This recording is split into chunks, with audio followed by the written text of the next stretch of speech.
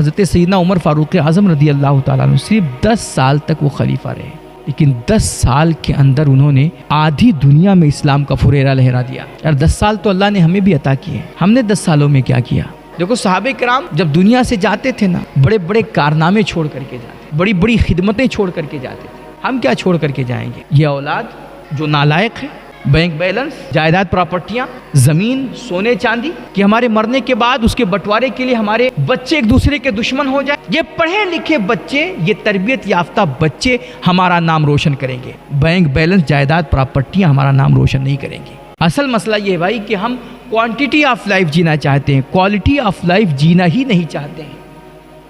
میرے بھائی آپ کوالٹی آف لائف جینا سیکھیے، تھوڑی زندگی گزاریے لیکن زبردست زندگی، خوبصورت زندگی، کامیاب زندگی اور نفع بخش زندگی جینا سیکھیے۔ آپ دیکھیے صحابہ کرام یار کتنی مختصر ان کی عمریں ہوتی تھیں۔ آپ حضرت سیدنا عمر فاروق اعظم رضی اللہ تعالیٰ عنہ صرف 10 سال تک وہ خلیفہ رہے، لیکن 10 سال کے اندر انہوں نے آدھی دنیا میں اسلام کا فریرہ لہرا دیا۔ اتنے فتوحات، اتنی جنگیں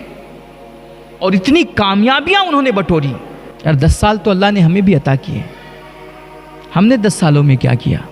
اور 10 سال کا حساب تو شاید آپ کے لیے بہت لمبا ہو جائے۔ آپ 10 سال چھوڑو یار، پچھلے 10 دن میں آپ نے کیا کیا ہے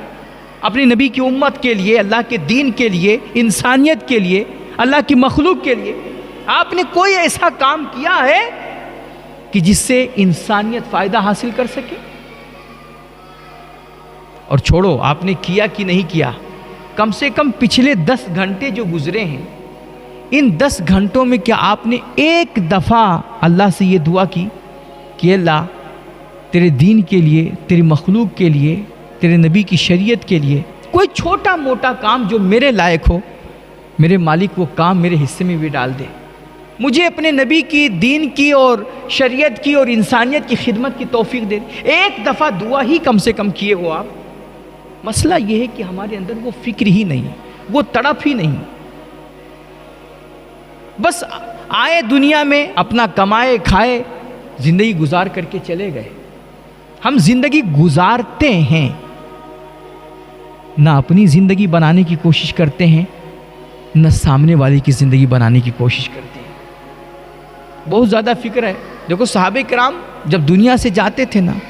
بڑے بڑے کارنامے چھوڑ کر کے جاتے تھے، بڑی بڑی خدمتیں چھوڑ کر کے جاتے تھے۔ ہم کیا چھوڑ کر کے جائیں گے؟ یہ اولاد جو نالائق ہے، بینک بیلنس، جائیداد پراپرٹیاں، زمین، سونے چاندی، کہ ہمارے مرنے کے بعد اس کے بٹوارے کے لیے ہمارے بچے ایک دوسرے کے دشمن ہو جائیں، بھائی بھائی کا سر کاٹنے لگ جائے، خاندان اجڑ جائے اسی دولت اور پراپرٹی اور جائیداد کے چکر اور لالچ میں۔ ہم سوچ رہے ہیں کہ ہم دنیا میں زمین، جائیداد، بینک بیلنس اور جائیداد اور پراپرٹیاں چھوڑ کر کے جائیں گے تو دنیا ہمارا بڑا نام لے گی اور ہمارے بچے ہمارے حق میں بڑی دعائیں کریں گے۔ انسان کی سب سے بڑی بھول یہی ہوتی ہے میرے بھائی۔ حضرت سیدنا غوث اعظم رضی اللہ تعالیٰ عنہ غالباً فرمایا کرتے تھے کہ انسان آج جس دولت کے چکر میں دنیا کمانے کے لیے تو حرام حلال کی تمیز کھو بیٹھا ہے اور اپنے اللہ رسول کو بھول بیٹھا ہے، اپنی آخرت کو نظر انداز کر رہا ہے۔ آج جس دولت اور جائیداد پراپرٹیوں کے لیے نا تو اتنا بھاگا بھاگا پھر رہا ہے، کل ان جائیداد پراپرٹیوں پہ اور گھروں پہ دوسروں کا قبضہ ہوگا۔ گھر تو بنائے گا، راج دوسرے کریں گے، مگر افسوس کہ اللہ کی بارگاہ میں اس کا حساب کھڑے ہو کر کے تجھے دینا پڑے گا۔ میں یہ نہیں کہتا کہ آپ پیسے مت کماؤ، رزق حلال کے لیے محنتیں مت کرو، بینک بیلنس جمع مت کرو، سب کچھ کرو میرے بھائی، لیکن وہی بات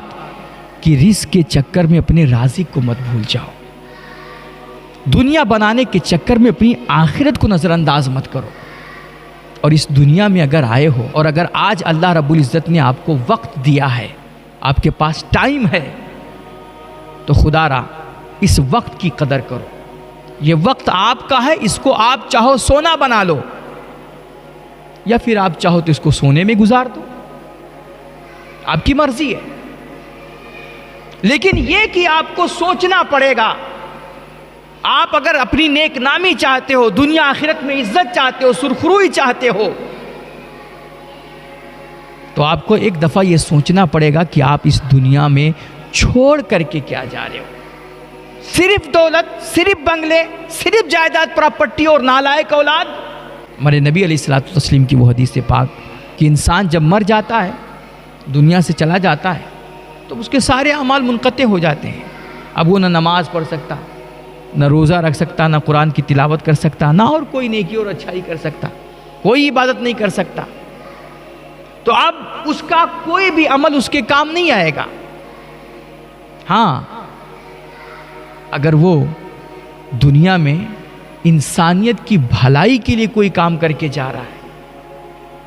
پیاسوں کے لیے پانی کا انتظام کر کے جا رہا ہے، بھوکوں کے لیے کھانے کا انتظام کر کے جا رہا ہے، دھوپ میں جلنے والوں کے لیے چھاؤں کا انتظام کر کے جا رہا ہے، یا اور ایسا کوئی کام کر کے جا رہا ہے کہ جس سے انسانیت کو فائدہ پہنچے، اللہ کی مخلوق نفع اٹھائے، تو کہتے ہیں جب تک انسانیت اس چیز سے، اس کے چھوڑے ہوئے کام سے فائدہ اٹھاتی رہے گی اور محظوظ ہوتی رہے گی، تب تک اللہ اس کی قبر کو ٹھنڈی رکھے گا، اور مرنے کے بعد بھی اللہ رب العزت قیامت تک اس کی قبر میں اس کے اس عمل کا ثواب پہنچاتا رہے گا، اس کو ایصال ثواب ہوتا رہے گا۔ اور دوسرا کام، اگر یہ دنیا میں ایجوکیشن پہ کام کر کے جا رہا ہے، علم بانٹ کر کے جا رہا ہے، اجالا پھیلا کر کے جا رہا ہے، روشنیاں دے کر کے جا رہا ہے، لوگوں کی رہنمائی کر کے جا رہا ہے، بھٹکوں کو راستہ بتا کر کے جا رہا ہے، اور اگر یہ انسان کسی کو پڑھا لکھا کر کے اس کی صحیح تربیت کر کے اس کو صحیح انسان بنا کر کے جا رہا ہے، تو جب تک اس انسان سے انسانیت کو فائدہ پہنچتا رہے گا، جب تک اس کے پھیلائے ہوئے علم سے لوگوں کو فائدہ پہنچتا رہے گا، اور جب تک اس کے بتائے ہوئے بانٹے ہوئے اجالوں میں لوگ چلتے رہیں گے، جب تک لوگ راہ راست پہ قائم رہیں گے، اللہ رب العزت اس کے اس عمل کا ثواب اس کی قبر میں ہمیشہ اس کو پہنچاتا رہے گا۔ اور تیسرا کام، اللہ کے نبی علیہ الصلوۃ والسلام فرماتے ہیں اگر دنیا میں انسان نیک اولاد چھوڑ کر کے جا رہا ہے، ایسی نیک اولاد، وفادار، لائق اولاد کہ جو مرنے کے بعد اپنے باپ کو، اپنی ماں کو بھول نہ پائے، وہ صبح شام کی نمازوں میں اپنے ماں باپ کی بخشش کی دعائیں کرے، اس کے گناہوں کی معافی کی دعائیں کرے۔ اللہ کے نبی فرماتے ہیں ایسی نیک اولاد اگر انسان دنیا میں چھوڑ کر کے جا رہا ہے کہ جو اس کے بخشش کی دعا کرتی ہے، تو جب تک اس کی اولاد اللہ کی بارگاہ میں ہاتھ پھیلا پھیلا کر کے اپنے ماں باپ کی بخشش کی دعا مانگتی رہے گی، اللہ کے نبی فرماتے ہیں اللہ اس انسان کو اس کا فائدہ پہنچاتا رہے گا اور اس کی قبر کو ہمیشہ ٹھنڈی رکھے گا۔ تو اگر دنیا میں آئے ہو اور اللہ نے تمہیں ٹائم دیا ہے، وقت دیا ہے، اور تمہارے بازوؤں میں قوت ہے، تمہارا جسم صحیح سالم صحت مند ہے، تو جب تک ہاتھ پیر چل رہے نا میرے بھائی، کوشش کرو اور اللہ سے دعا کرو کہ میرے مالک کوئی تو ایسا کام ہوگا، کوئی تو ایسی خدمت ہوگی چھوٹی موٹی جو تم مجھے نکمے کی تقدیر میں لکھ دے، مجھے اس کی توفیق بخش دے کہ میں تیرے بندوں کے کام آ جاؤں، تیرے نبی کی امت کو فائدہ پہنچا جاؤں۔ مجھے اگر آپ لکھا رہی ہیں تو کچھ لکھیے، 2-4 لائن لکھیے، اگر آپ بولنا جانتے ہیں تو بولیے، اگر آپ کے پاس علم ہے تو لوگوں کو بانٹیے، وہ پڑھائیے، اپنے گاؤں گھر محلے میں دیکھیے، رشتہ داروں میں دیکھیے، بڑے ایسے غریب نادار بچے ہیں جو پڑھنے کا شوق رکھتے ہیں لیکن حالات نے انہیں مجبور کر رکھا ہے، ماں باپ کو، اس لیے وہ پڑھا نہیں پا رہے ہیں، یا کچھ ہیں کہ جو حالات بھی ٹھیک ہیں لیکن کیا ہے کہ ان کی سوچ ہی نہیں ہے، ابھی وہ فکر ہی نہیں کرتے۔ تو آپ کو اگر اللہ نے سوجھ بوجھ دیا ہے، شعور دیا ہے، آپ کے پاس علم ہے، ایسے لوگوں کو جا کر کے سمجھائیے، ان کا ذہن بنائیے، ان کے بچوں کو ایجوکیشن میں لگائیے، ان کو تعلیم دیجیے، ان کو پڑھائیے۔ آپ ڈاکٹر ہیں، کوئی بہت سارے ایسے لوگ آتے ہوں گے جن کے چہرے بتاتے ہیں کہ یہ کتنا مجبور ہے، تو آپ بلا جھجک بغیر سوچے سمجھے قلم نہ چلایا کریں، کم سے کم ان کے ساتھ کچھ رعایت کر دیا کریں۔ اس طرح آپ انسانیت کو فائدہ پہنچا سکتے ہیں۔ جس فیلڈ میں بھی ہیں آپ، جس شعبے میں ہیں، آپ اپنے اپنے شعبے میں رہ کر کے انسانیت کو اپنے حساب سے اپنے لیول پہ فائدہ پہنچا سکتے ہیں۔ اور بستر پہ جانے سے پہلے روزانہ کم سے کم اللہ سے ایک دفعہ یہ دعا کیا کریں کہ اللہ ہمیں اپنے بندوں کے کام آنے والا بنا دے، ہمیں انسانیت کو فائدہ پہنچانے والا بنا دے، ہمیں بانٹنے اور کھلانے والا بنا دے۔ اے اللہ ہمیں ہمارے سماج میں، معاشرے میں اور ہمیں اپنے وطن میں خوشیاں بانٹنے والا اور خوشیاں بکھیرنے والا بنا دے۔ اے اللہ ہماری ذات سے انسانیت کو فائدہ پہنچا دے۔ یہ دعا تو کم سے کم کر سکتے ہیں۔ پھر اپنے بچوں کو بھی پڑھائیے، انہیں دین بھی سکھائیے، دنیا بھی سکھائیے، اور دین کی کم سے کم اتنی تعلیم تو ضرور دیجیے کہ وہ غلط صحیح کی تمیز کر سکیں، حرام حلال میں فرق کر سکیں، کم سے کم وہ قرآن پڑھ سکیں، نماز صحیح سے پڑھ سکیں، اور جب ہم مر جائیں تو ہاتھ پھیلا کر کے ہماری بخشش کی اللہ سے دعا کر سکیں۔ اتنا کر کے جائیے میرے بھائی۔ حضرت سیدنا عمر فاروق اعظم فرمایا کرتے تھے کہ تم اپنے بچوں کے لاڈ کے لیے، ان کی خواہشیں پوری کرنے کے لیے دنیا کی ہر چیز لا کر کے دیتے ہو اپنے استطاعت کے مطابق۔ وہ موبائل مانگتا ہے موبائل دے دیتے ہو، گاڑی مانگتا ہے گاڑی دے دیتے ہو، کھلونے مانگتا ہے کھلونے لا دیتے ہو، کپڑے مانگتا ہے کپڑے لا دیتے ہو، سب کچھ لا کر کے دیتے ہو۔ لیکن یہ ساری چیزیں جو آپ لا کر کے دیتے ہو، نہ موبائل ہو، گاڑی ہو، کپڑا ہو، کھلونا ہو، کوئی بھی چیز ہو، یہ سب ایک وقت تک فائدہ پہنچاتی ہیں، اور پھر بچوں کا بھی دل اس سے بھر جاتا ہے، وہ اس کو توڑ پھوڑ کر کے خراب کر دیتے ہیں۔ یہ ساری چیزیں ختم ہو جانے والی، مٹنے والی ہیں۔ اس لیے آپ فرماتے تھے کہ انسان اپنی اولاد کو سب سے بہترین جو تحفہ دیتا ہے نا، وہ نہ گاڑی ہے، نہ موبائل ہے، نہ کھلونا ہے، نہ کپڑا، نہ اور کوئی چیز ہے۔ آپ فرماتے تھے سب سے بہترین تحفہ تعلیم ہے اور تربیت ہے، اور وہ ادب ہے جو وہ اپنے بچوں کو سکھاتا ہے۔ ادب ایسی چیز ہے، تربیت ایسی چیز ہے کہ ہمارا آپ کا بچہ کہیں بھی رہے گا نا، تو اس تربیت اور ادب کے ذریعے سے وہ ہمارا نام ہر جگہ روشن کرے گا۔ ورنہ آپ چاہے ساری دنیا کے خزانے لا کر کے اپنے بچوں کے قدم میں ڈال دو، تو کل قیامت کے دن یہ بچے ہماری طرف منہ نہیں کریں گے، یہ بھاگ جائیں گے۔ لیکن اگر آج ہم نے ان کو دنیا میں دین کی صحیح تعلیم دے دی، اللہ رسول ان کو سمجھا دیا اور قرآن صحیح سے پڑھا دیا، تو خدا کی قسم کل یہی ہمارے بچے حشر کے میدان میں ہمیں ڈھونڈیں گے، تاکہ ہم اپنے ماں باپ کے سر پہ تاج فخر سجا سکیں اور اللہ سے انہیں بہتر انعام اور بدلہ دلا سکیں۔ خود ہمارے نبی فرماتے ہیں کہ جو اپنے بچے کو حافظ قرآن بناتا ہے، قرآن کی صحیح تعلیم اور تربیت دیتا ہے، عالم بناتا ہے، کل قیامت کے دن ساری دنیا جب کھڑی ہوگی نا، بڑے بڑے انبیاء، اولیاء، پیغمبران اعظام ہوں گے، ان کے جھرمٹ میں اللہ کریم حافظ قرآن اور عالم دین کے والدین کو ساری دنیا کے سامنے بلا کر کے ان کو عزت کا تاج پہنائے گا۔ اور حدیث پاک میں آیا کہ ان کے تاج پہ ایک موتی لگا ہوگا، اس موتی سے ایسا نور پھوٹ رہا ہوگا، ایسی روشنی پھوٹ رہی ہوگی کہ اس روشنی کے سامنے سورج کی روشنی بھی ماند پڑ جائے گی۔ اس طرح اللہ ماں باپ کو جن کے بچے پڑھے لکھے ہوں گے، جن کے بچے حافظ قرآن ہوں گے، عالم دین ہوں گے، اب وہ چاہے بچہ ہو چاہے بچی ہو،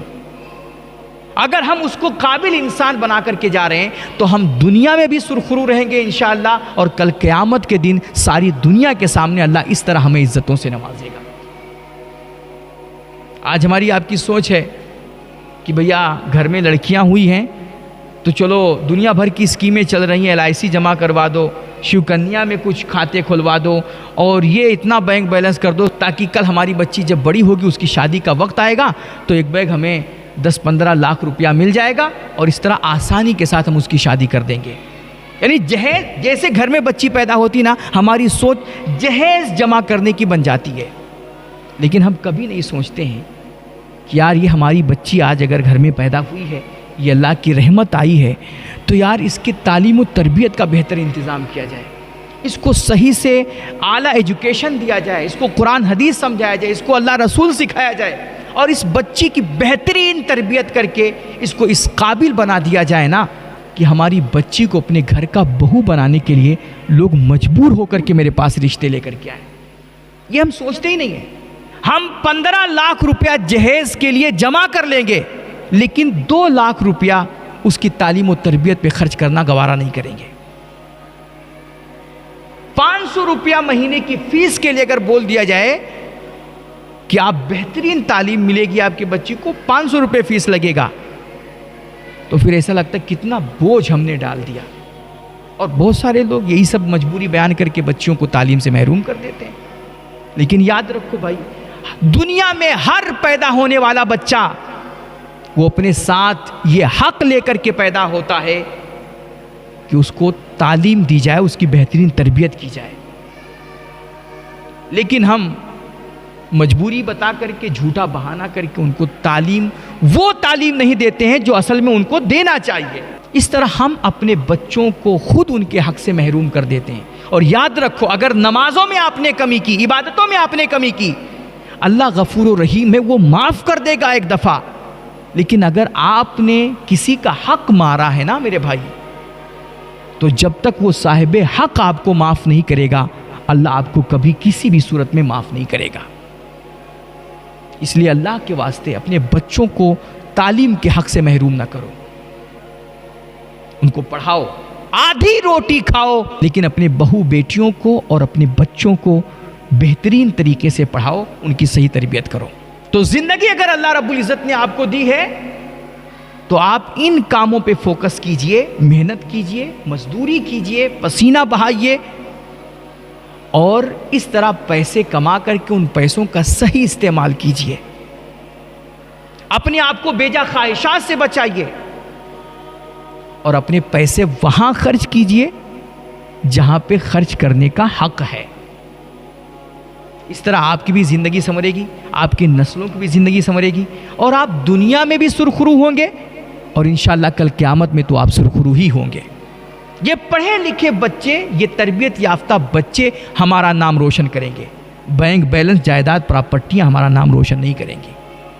اللہ ہم سب کو صحیح سمجھ عطا فرمائے، اور ان باتوں پہ سب سے پہلے مجھے پھر آپ حضرات کو عمل کی توفیق رفیق عطا فرمائے۔ وآخر دعوانا ان الحمدللہ رب العالمین۔ السلام علیکم ورحمۃ اللہ تعالی وبرکاتہ۔